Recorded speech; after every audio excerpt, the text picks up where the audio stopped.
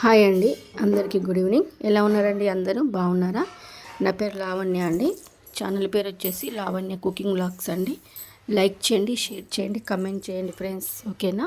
ఇదైతే ఆదివారం తీసిన వీడియోనండి. ఆ రోజు అయితే స్కూల్లో ఫంక్షన్ ఉంది.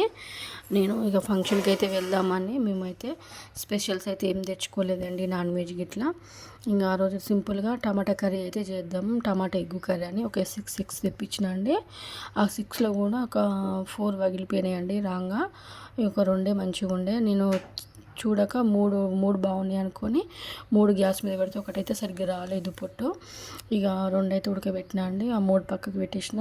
తర్వాత ఆమ్లెట్లు అన్నీ ఇద్దామని ఆ రోజు అయితే ఇక డ్రెస్ వేసుకొనే ఉన్నానండి. సాయంత్రం ఎట్లయినా నేను ఫంక్షన్కి వెళ్తా కదా, వీడియో కూడా కొంచెం బాగుంటుంది వీడియో తీయడానికి. ప్రతిరోజు నేను నైటీ మీదనే పెడుతున్న వీడియోస్ అని, కొంచెం నీట్గా ఉంటుందని డ్రెస్ వేసుకొని వంట అయితే చేస్తున్నా.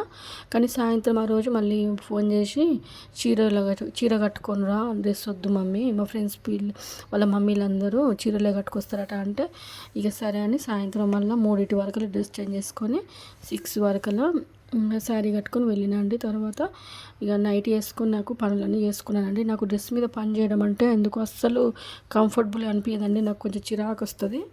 ఫస్ట్ టక డ్రెస్సులు వేసుకొని మంచిగా చేస్తారు కొంతమంది, నాకు ఎందుకు అలవట్లేదండి. నేను ఎప్పుడు నైటీ మీదనే పనులన్నీ చేసుకుంటా. మంచిగా అంత పని అయిపోయిన తర్వాతనే డ్రెస్ వేసుకొని రెడీ అయ్యాలనిపిస్తుంది అండి నాకు.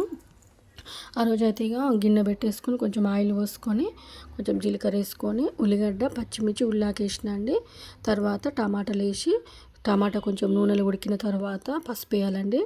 పసుపు వేస్తే మనకు కూర అనేది దగ్గరకు వస్తుందండి మంచిగా. వేరే ఏ కూరలైనా కూడా ఉప్పు వేస్తారు, ఉప్పు వేస్తే కూరలు తొందరగా ఉడుకుతాయి, ముక్కలు అంటారు. కానీ నాకైతే ఇక్కడ మనం టమాటా నాట నాకు ఎవరు తెలిసిన ఆంటీ చెప్పిందండి, టమాటాలు నాట పసుపు వేస్తేనే మంచిగా ఉడుకుతుందట, ఉప్పు వేస్తే ఉడకదంట. ఎందుకంటే ఉప్పు వేస్తే వాటర్ అయ్యి టమాటా అట్లనే నిలబడిపోతుంది, మన పసుపు వేస్తేనే మంచిగా దగ్గరికి ఉడుకుతుంది అని చెప్పిరండి. నేను కూడా ట్రై చేసిన, అది నిజం అనిపించింది నాకు కూడా. టమాటా వేసిన తర్వాత పసుపు వేస్తేనే మంచిగా చిక్కగా అవుతుందండి, పచ్చళ్ళలాగా.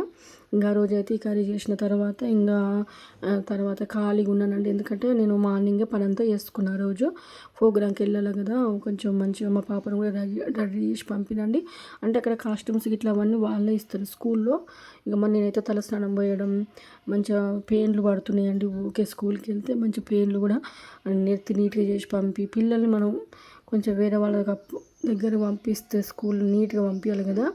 ఇక మన పని అంతా పక్కకు పెట్టేసి ఫస్ట్ ఆమెని ఫ్రెష్ అప్ చేసి తర్వాత వంట చేసిన అండి. ఇంకా టమాటా ఎగ్ వండిన తర్వాత తిన్నాక ఆమె 3కి పోయింది. ఇంకా మమ్మల్ని 6:30కు రమ్మన్నారండి. ఆలోగా నేను ఇక టమాటా ఎగ్ వండిన తర్వాత బియ్యం పెట్టేసిన.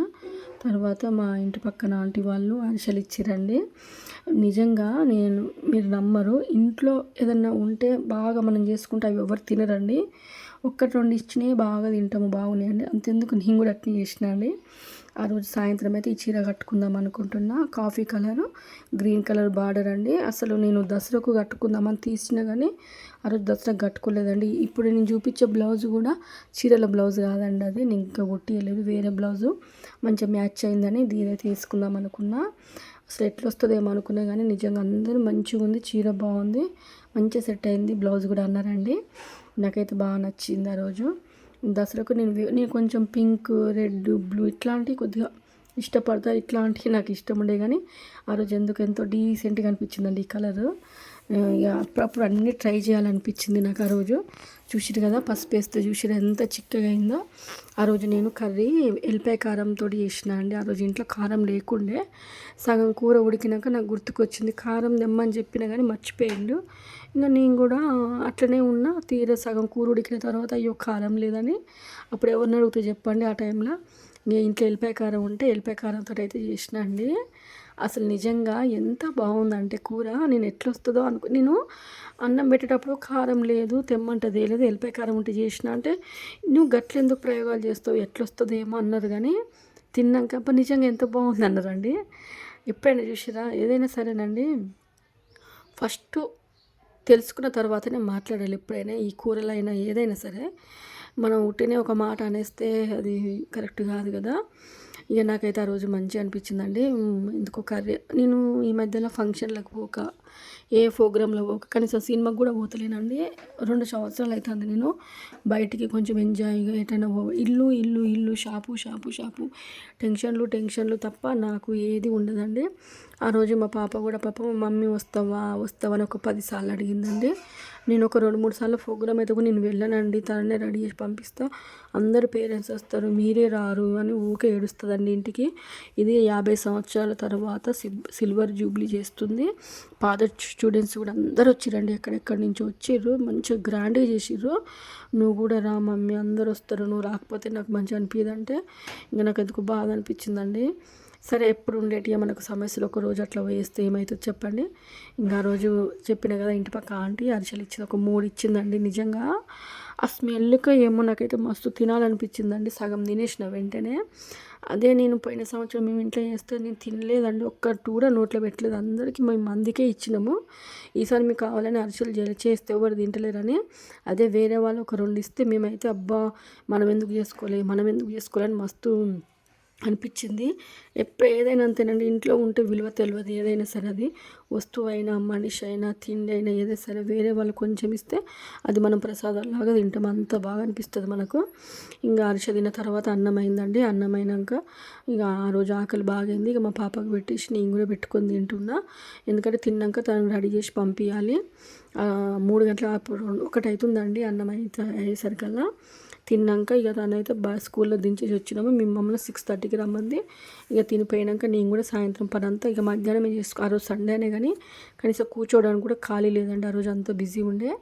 ఇక అన్నం అయిన తర్వాత తిన్నాక మేము ఇక మళ్ళీ బోలు తోమి ఇల్లు ఊడ్చి బయట బట్టలు ఉంటే తెచ్చి అన్ని మడత పెట్టుకున్నా అండి. తర్వాత ఇక నేను 1 గంట సేపట్ల కొద్దిసేపు పడుకున్నా, అంటే నిద్రపోలే కానీ టీవీ చూసుకుంటే ఇక కొద్దిసేపు సెల్ చూసుకుంటున్నానండి.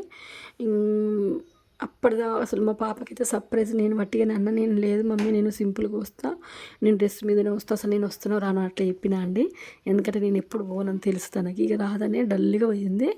అసలు నిజంగానే నేను శారీ కట్టుకొని మంచిగా పూలు పెట్టుకుని రెడీ అయిపోతే అసలు నిజంగా మా పాప అయితే ఇట్లా ఉరికొచ్చిందండి నా దగ్గరికి, మమ్మీ ఎంత బాగా మమ్మీ వచ్చినావా అని. నాకు నిజంగా ఏడుపు వచ్చిందండి.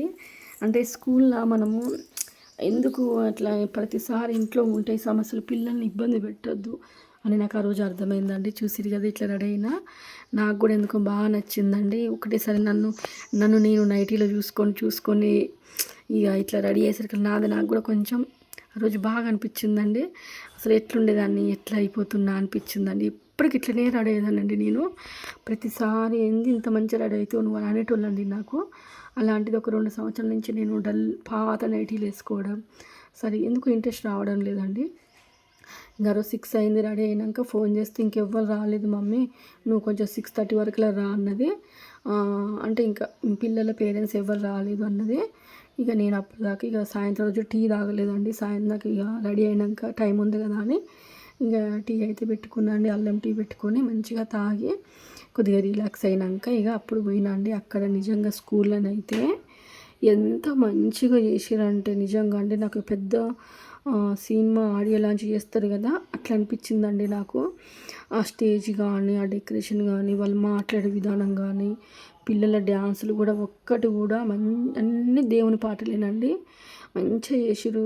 నాకైతే మనశ్శాంతిగా అసలు మొత్తం మర్చిపోయానండి, నాకున్న సమస్యలు బాధలన్నీ మర్చిపోయి ఎంత ఎంజాయ్ చేసిన అంటే నేను ప్రతిదీ వీడియో తీసుకుంటున్నానండి, ప్రతి పిల్లలది నాకు నచ్చిన పర్ఫార్మెన్స్ మొత్తము తెలిసిన పిల్లలది మొత్తం ముందుకు ఎప్పుడైనా నేను దేనికన్నా పోతే కొంచెం నేను పక్కకు ఉంటానండి.